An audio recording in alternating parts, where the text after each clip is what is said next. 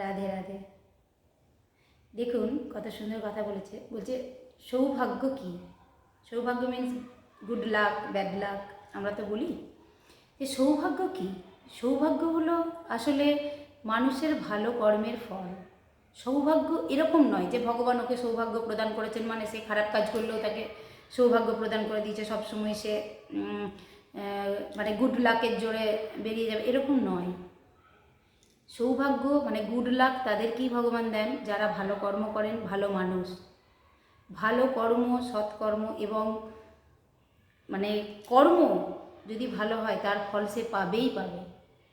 আর যাদের bad luck, হয়তো আপনারা ভাববেন যে আমরাও তো ভালো কর্ম করি, আপনারা ভাবছেন হয়তো ভালো কর্ম করেন, হয়তো দেখুন আপনারা ভালো কর্ম করেন আপনাদের কোনো স্পেশাল বা পছন্দের মানুষের ওপর, বা আপনারা যাদেরকে ফেভার করেন তাদের ওপর, হয়তো সার্বিক ভালো কাজ করেন না, হয়তো সার্বিক আপনারা মানে বিবেকবান নয়, সেটা হয়তো অন্য মানুষ বলতে পারবে, সেটা আপনারা তো বুঝতে পারবেন না।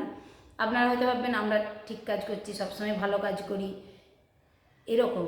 তাই গুড লাক ব্যাড লাক বলে কিছু হয় না। গুড লাক হলো ভালো কর্মের ফল, যেটা ভগবান, আমরা ভালো কাজ করছি কি খারাপ কাজ করছি সেটা একমাত্র তো ভগবান দেখতে পান।